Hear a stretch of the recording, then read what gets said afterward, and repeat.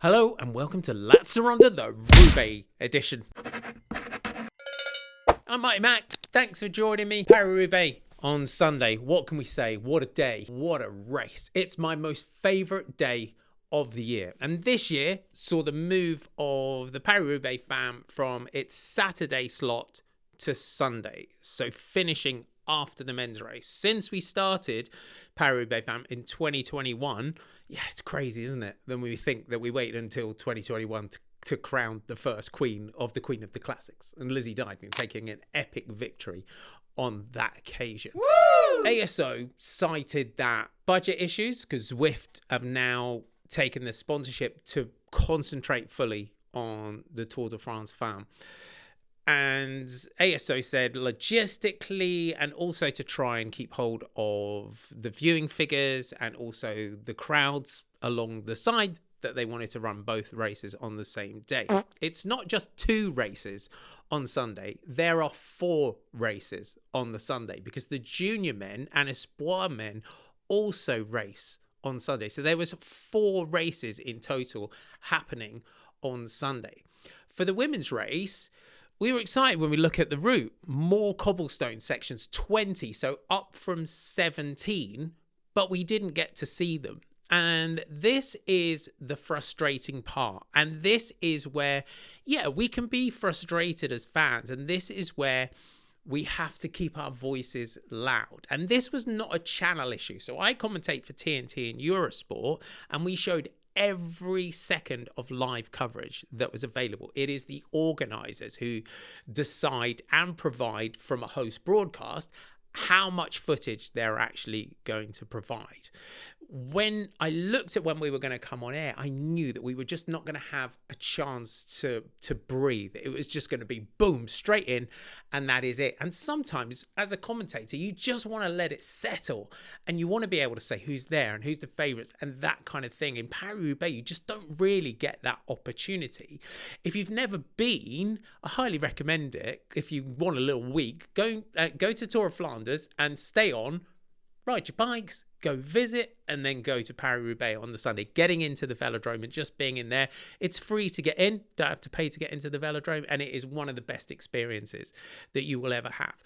But I've always said that if you take all of the pressure, all of the melee, all of the attention, all of the complete craziness that is the Tour de France and condense it down into one day. That's how I feel about Paris-Roubaix, and that's what you sense about Paris-Roubaix. So for the women's race to have less TV coverage, it's a step back. It is a step back, let's face that, because it just, so much had already happened and it just kicked off and never let up. So keep those voices loud. We have to keep pushing. We have to keep campaigning. We need longer coverage. And for me, the move from Saturday to Sunday, yeah, I get it. I get the budgets. I get everything. But for me, there's only so much attention that everyone can place on one day. Journalists, everyone, stories that can be written, it all. So I don't think they'll move it back. I think that's kind of wishful thinking. So I think this slot is where it's going to be. It's going to be in that position. It's going to finish after the men. It's the length of the TV coverage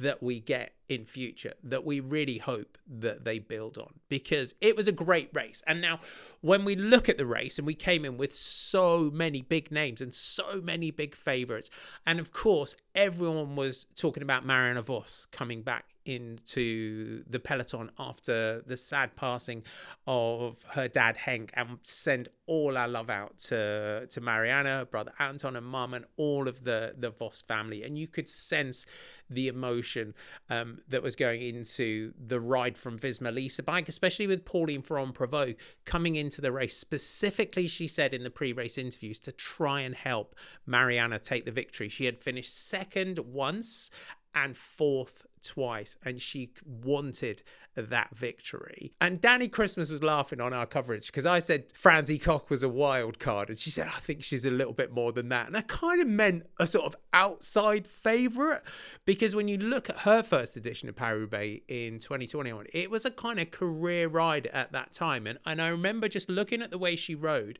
and looking at that finish and thinking, okay, yeah, there's a potential Paris-Roubaix winner there in the future. Pre-race favourites, of course, Lotte Kopecky, Lorena Wiebes, and a lot of people talking up riders, young Zoe Backstead as well, because this is her race. Let's face it, her dad won in 2004. We came on to Mons-en-Pavel, and Franzi Koch put the hammer down. Lotte Kopecky afterwards in interviews has said she was too far back at that section, but it really was the kind of sign of things to come. And we exited that section, and pretty much where she went last year, Pauline Ferrand-Prévot put the hammer down, and only her teammate Marianne Vos, and we saw her looking back over her shoulder, and Blanca Vas were able to stay with her, along with, of course, Franzi Koch. The out-and-out power and strength of Pauline Ferrand-Prévot to take that group away, and eventually, unfortunately, Blanca Vas had to give way under those sort of relentless attacks of Franzi Koch, who you've got to say this season has just been an absolute revelation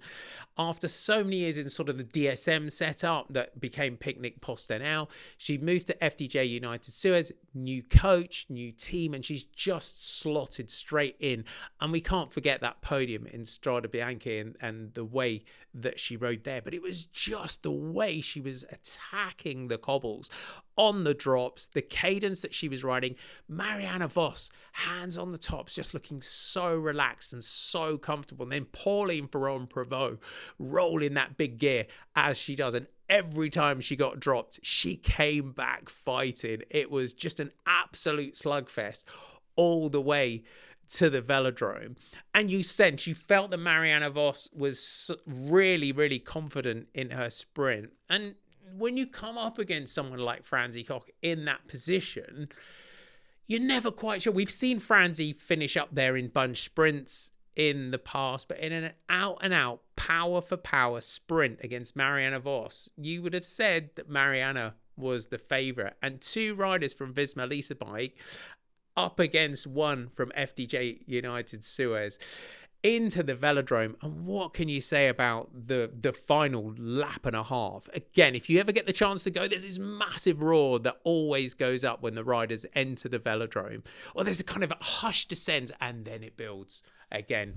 And Franzi, when you look at the way she just bossed that sprint, held Marianne Vos nice and high on the track, opened up that sprint, and as we said, a rider who has just evolved into what now is an absolute superstar champion. And any rider, and I know it's a cliche and I say it in commentary, any rider that finishes Paris-Roubaix is a warrior, and any rider that wins it is a legend. But in the throw to the line, she knew that she got it, and that roar and the look on her face. But also after that, the sort of the emotional scenes for Marianne, and I think as well the cycling favourites. We would have loved to have seen her win it for her dad. But again, in her post-race interviews, always so eloquent in the way that she speaks, and of course gave the props to Franzi in the way that she rode it. And what was interesting as well in Marianne Vos's post-race interview, she said to my colleague Van den Bos that, hey, I'm learning all the time, and 258 road victories, Marianne Vos is still learning with every Roubaix finish that she does. Outstanding rides as well. Pauline Ferrand-Prévot from first to third, that's a pretty good defence of your title. Behind, and the group, when cameras went back, Lotte Kopecky, Megan Jastrab and Lucinda Brand were together. And unfortunately, Lucinda Brand was taken out by a spectator who was kind of leaning over the rope, caught her brake lever, and she went down really heavy. She picked herself up and she finished 10th. Outstanding ride from Megan Jastrab, the American. Just 4 riders from UAE Team ADQ in the race. And kind of if you look back to Franzi Koch in 2021, that was an outstanding sort of breakthrough ride in a classic like that for Megan Jastrab. So I think she'll take a huge amount of confidence away. Just outside the top 10, amazing rides. Celia Jury, 20. Zoe Backstead in 12. So Celia Jury was 11. Zoe Backstead was 12, 20 and 21 years old. There are 2 Paris-Roubaix winners, and I think in the future we're going to see them battling it out for the victory. But it was an incredible race, and Franzi Koch, a really worthy winner. It was a really, really great addition. But let's keep our voices high cry and our voice is loud that we want more TV coverage next year, longer TV coverage as well. We now go to Brabantse Pijl and the Amstel Gold Race, and then before we get into Flèche Wallonne, Liège-Bastogne-Liège, and we head to the stage races of the Vuelta. I hope you enjoyed Paris-Roubaix. I'll see you soon. Bye for now.